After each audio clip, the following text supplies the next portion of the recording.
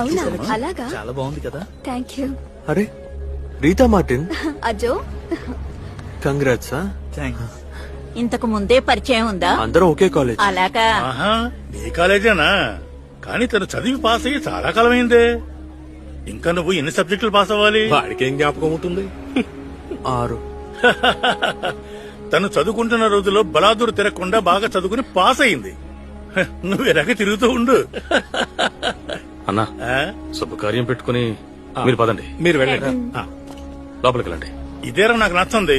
చెప్పాలనుకున్న దాన్ని అప్పుడే చెప్పేయాలి. చుట్టూ ఎంతమంది ఉన్నా సరే చెప్పేయాలి. అలా చెప్పి పరువు తీస్తేనే ఇలాంటి వాళ్ళు బాగుపడతారు. వీడినని ఏం ప్రయోజనం లే. వీడు ఇలా తయారవడానికి నువ్వే కదా కారణం. మీరు మీ అబ్బాయి గురించి మాత్రం మాట్లాడితే బాగుంటుంది పెద్దనాన్న. అజో ఏంట్రా మర్యాద లేకుండా మాట్లాడుతున్నావు? మీరు నాకు మర్యాద ఇస్తేనే నేను మీకు మర్యాద ఇస్తాను. సారీ చెప్పరా. మీ నాన్న కూడా అన్నతో ఈ విధంగా ఎప్పుడు మాట్లాడలేదు. సారీ చెప్పరా. సారీ చెప్పరా. సారీ.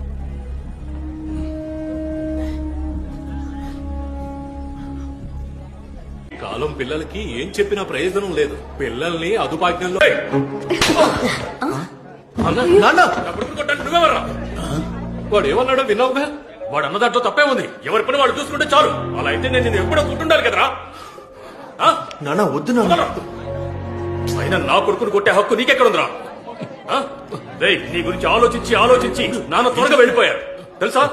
ఆ తర్వాత నాన్న పెట్టుకున్న షాప్ నేనే నీకు ఇచ్చాను. దాంతోనే నువ్వు బతుకుతున్నావు. అలాంటి నువ్వు నా కొడుకుని తక్కువ చేసి మాట్లాడతావా? రే ఏంట్రా చుట్టాలందరూ ఉండగా ఎందుకురా గొడవ?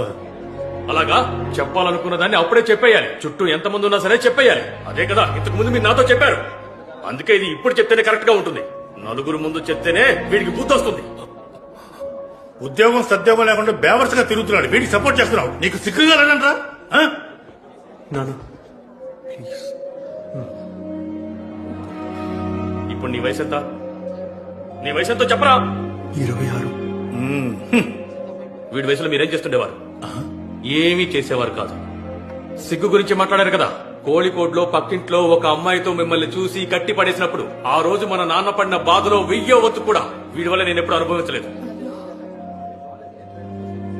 ఒకళ్ళకి నీతులు చెప్పేటప్పుడు వాళ్ళ గురించి కాస్త ఆలోచించుకోవాలి. అప్పుడు నీతులు చెప్పాలి. నా కొడుకు ఎలా బతకాలో వాడికి తెలుసు. వాడికి ఎవరో నీతులు చెప్పక్కర్లేదు.